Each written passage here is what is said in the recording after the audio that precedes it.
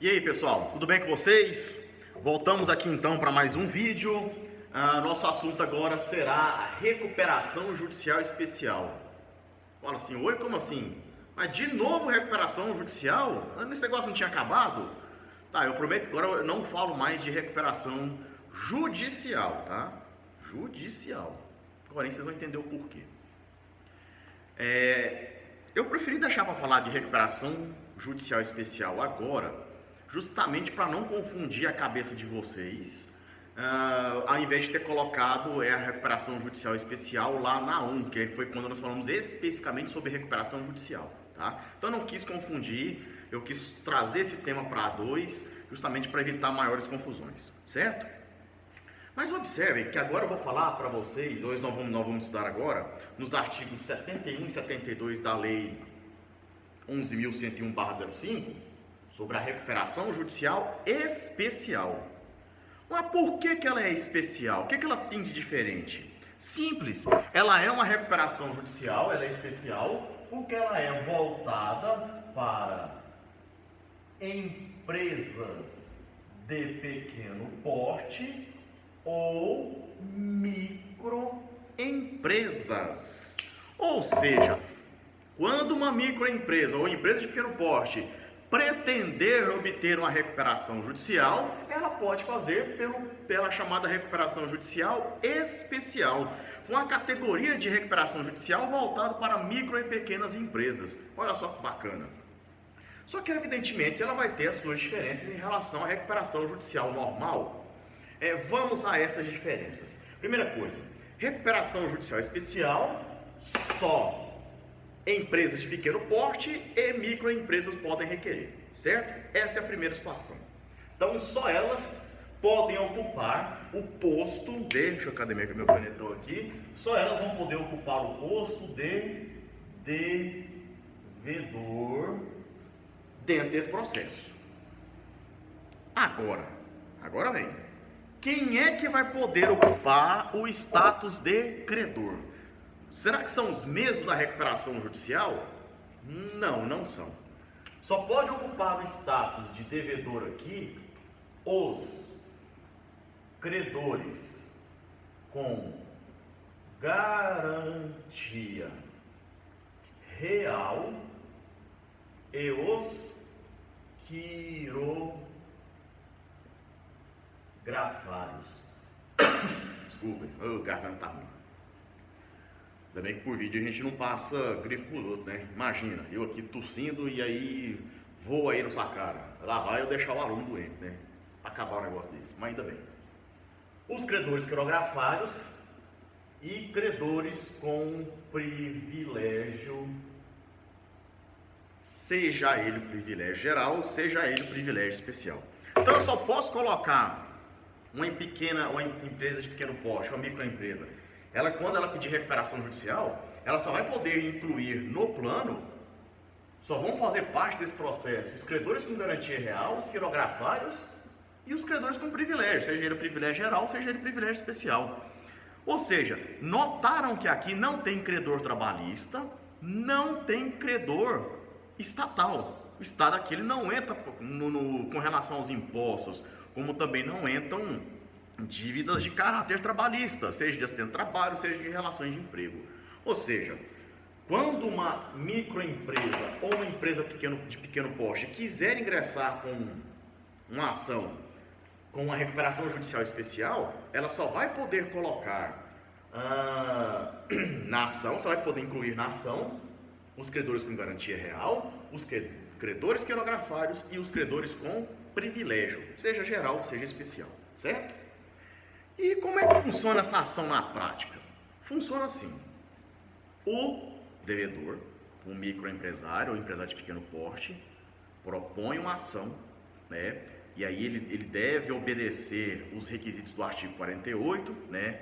Ter mais de 2 anos de existência, o empresário não pode ter sido falido, se foi falido foi reabilitado e não ter sido beneficiário de plano de recuperação judicial normal ou especial nos últimos 5 anos, certo? Então ele tem que cumprir essas questões aí. Então ele ingressa com uma ação. Aí vem a parte bacana. Quando ele ingressar com a ação, ele já tem que apresentar o plano de recuperação judicial dele. E a lei diz que o plano de recuperação judicial dele tem que obedecer uma forma específica. Porque não sei se vocês vão se lembrar, eu espero que lembrem, que lá na recuperação judicial normal, eu tinha uma certa liberdade em oferecer para os meus credores um pagamento das dívidas deles de forma diferente. Então eu poderia propor para o credor A uma divisão da dívida em 10 vezes, eu poderia pedir ao credor B o pagamento de uma dívida no prazo de 24 meses, eu poderia oferecer ao credor C, eu pagaria a dívida integral, mas eu teria um prazo de uma quarentena de 1 ano. Então ali a liberdade era geral. Aqui não. Aqui o plano de recuperação ele tem forma pré-definida, tá? O plano aqui tem forma pré-definida. E como é que vai funcionar o plano? O plano vai prever a divisão das dívidas em 36 parcelas. Ou seja, eu vou chamar meus credores com garantia real, quirografários e credores com privilégio, e vou dizer o seguinte: o que eu devo para vocês, eu vou dividir em 36 vezes, até 36 parcelas, pode ser menos, 30, 24, 12, como é que seja. Mas olha só, já está predefinida a forma. Você vai dividir suas dívidas em até 36 meses. Com a primeira parcela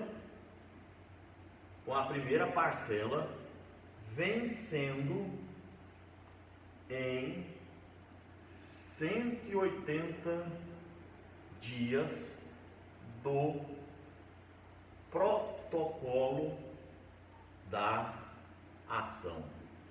Isso aqui parece promoção daquelas que a gente vê na televisão de loja de eletrodoméstico, né? Vende-se tal objeto, dividimos em 36 vezes com pagamento para daqui a quantos dias?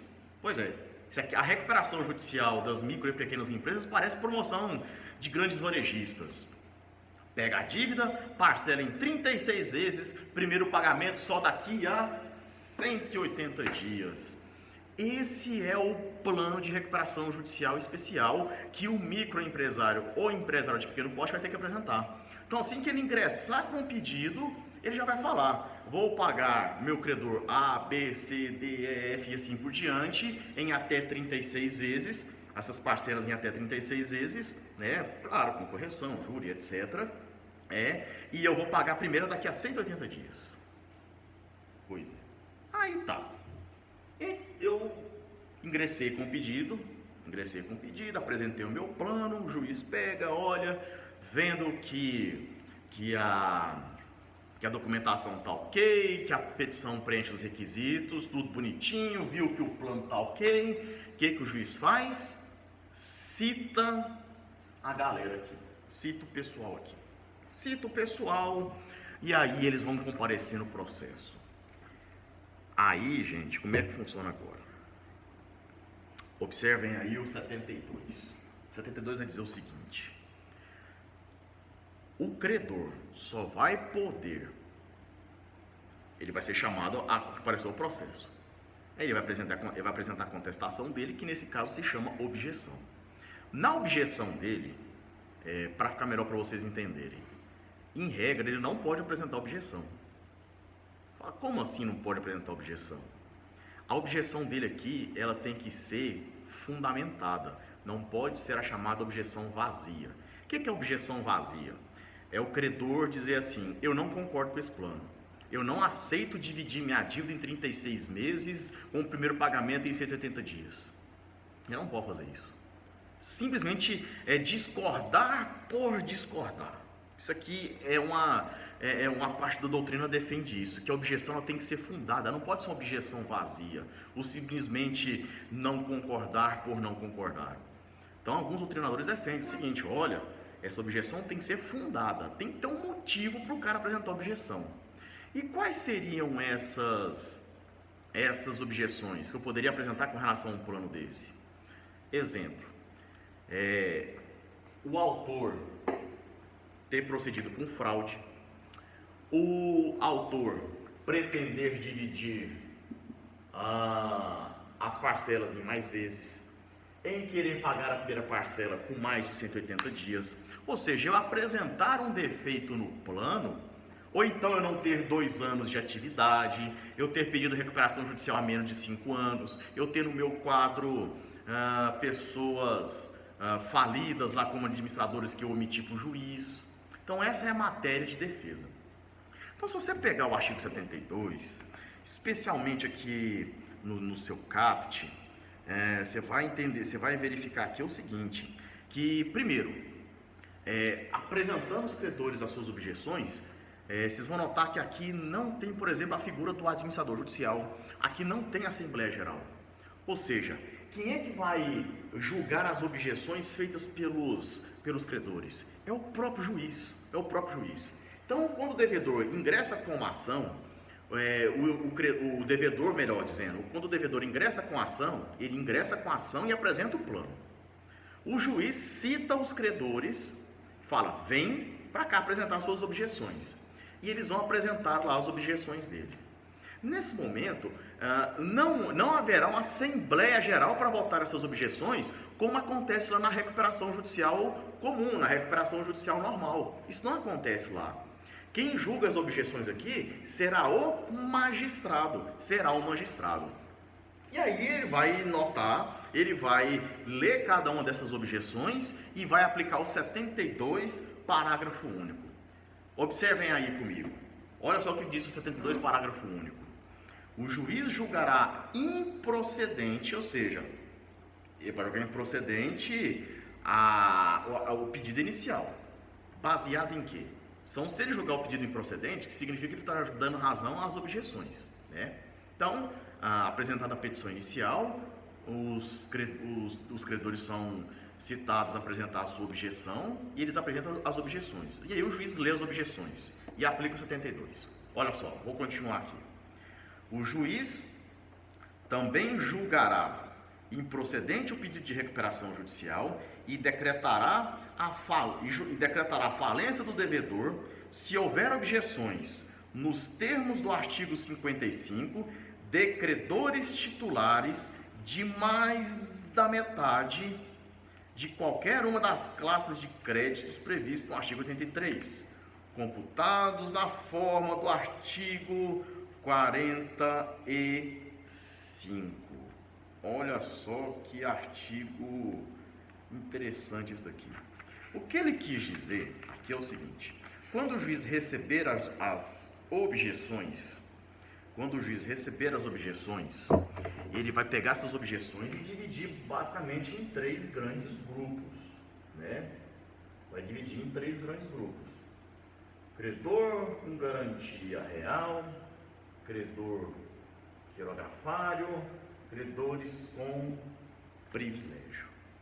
E ele vai ver o seguinte: se houver recusa em mais da metade,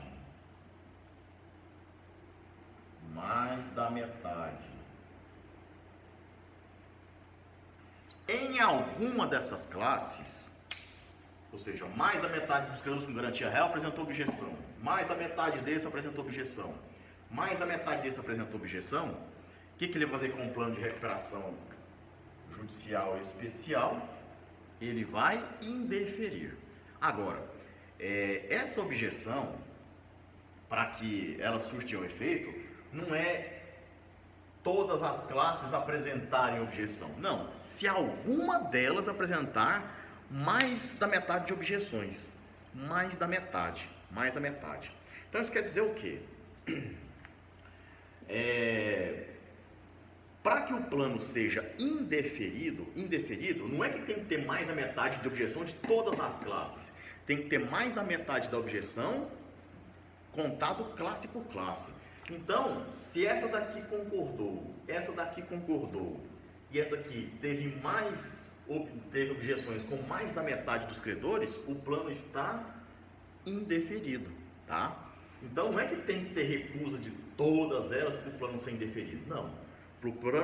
Para o plano de recuperação judicial especial passar, tem que ter anuência desse e anuência dessa, tá? Se uma das classes recusar, o pedido perde a sua eficácia. E aí vocês podem perguntar do lado também: pessoal, como é que fez essa contagem aqui? Simples, nós vamos aplicar o 45, lá que a gente usou na recuperação judicial. Vocês lembram como é que faz a contagem lá na Assembleia Geral dos credores com garantia real, quirografário e com privilégio? Como é que faz para ter o anuência da classe? Tem que ter maioria de créditos mais maioria de credores. É assim que se faz a contagem aqui dentro, tá? É assim que se faz a contagem aqui dentro de cada classe. Então, para eu falar que a maioria aqui aprovou, eu tenho que falar de maioria de pessoas e maioria de créditos. Para falar que aqui dentro eu tenho maioria, que a classe aprovou, eu tenho que ter maioria de credores e maioria de créditos. Para falar que essa classe aprovou, maioria de credores e maioria de créditos. Se alguma dessas classes aqui não tiver maioria de credores ou de créditos, ou tiver mais objeções, a maioria for apresentadas objeções com relação ao plano, nos termos do artigo 72, o plano estará recusado. O plano estará recusado. Olha só.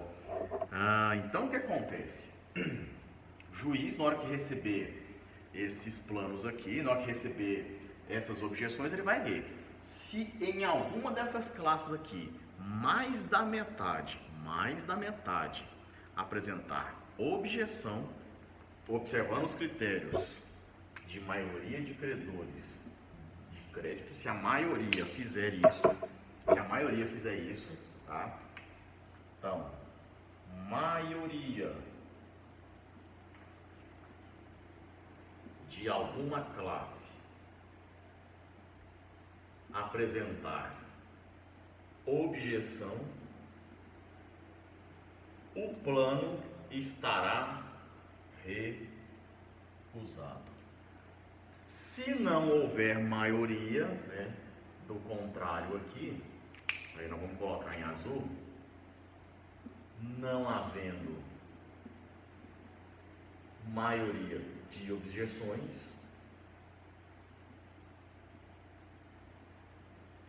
o plano estará homologado. O plano estará homologado. Tá? E aí ele vai surtir os efeitos dele. 36 parcelas, com a primeira parcela vencendo em 180 dias a partir do protocolo da ação, certo? Repetindo, aqui não há Assembleia Geral de Credores, aqui não há administrador geral. Simplesmente o micro e pequeno empresário ingressa com a petição inicial e apresenta o seu plano engessado dessa forma aqui, certo? Ele só pode incluir no plano dívidas com garantia real, quirografárias e com privilégio. A ação é proposta, os credores são citados e eles podem apresentar objeções. O que o juiz faz com essas objeções? Divide em 3 grandes grupos: garantia real, quirografário e credores com algum privilégio. Se em alguma dessas classes mais da metade dos credores computados dessa forma aqui apresentar objeção, se mais da metade apresentar objeção, o plano está recusado. Se a maioria não apresentar objeção, significa basicamente aceitar, o plano está homologado, certo? É interessante isso, professor, para uma microempresa, empresa de pequeno porte? É interessante. Imagina uma empresa de pequeno porte, uma pequena empresa em dificuldade financeira, poder pegar as suas dívidas e dividir em 36 vezes com a primeira parcela daqui a 180 dias, que dá quase 6 meses.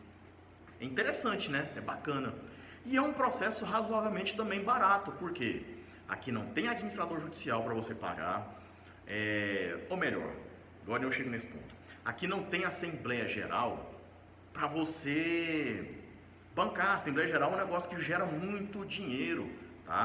Gera muito esforço. Então aqui não tem Assembleia Geral. Quem ajuda a pagar isso aqui é o que é geralmente o credor, né, que acaba bancando a Assembleia Geral, gera um custo alto, e aqui não tem Assembleia Geral, não tem comitê de credores.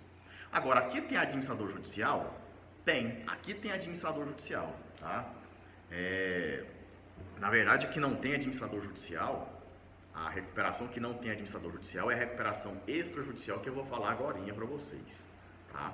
Mas a recuperação judicial especial, que é dos microempresários, ela tem sim um administrador judicial, só que esse administrador judicial ele também gera um custo menor, porque se você for lá nos artigos que tratam do administrador judicial, ali no artigo 21 em diante, vocês vão ver que o administrador judicial, os honorários deles é de 5% na recuperação judicial normal, e aqui o honorário dele é de no máximo 2%. Então ele é um processo mais barato.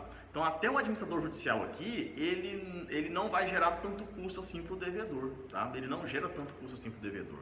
Então é uma opção interessante para uma microempresa, né? Imagino vocês daqui a um tempo, por exemplo, advogando para você ter um cliente aí que é microempresário e ele tem de repente ele está passando por um momento de crise, aquela coisa toda, e uma coisa que ele pode optar é justamente a recuperação judicial especial, né? Ele ter essa possibilidade de não pagar as dívidas por 180 dias, dividi-las em 36 vezes, tá? Que sem dúvida nenhuma significaria um grande fôlego na atuação dele como empresário, tá?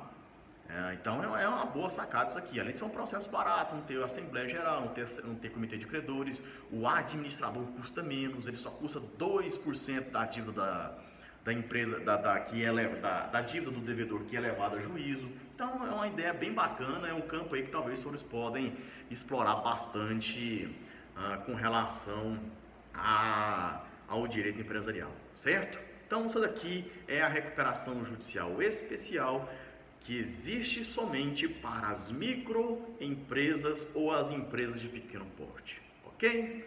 Voltamos em breve com uma nova aula, ok? Até logo mais.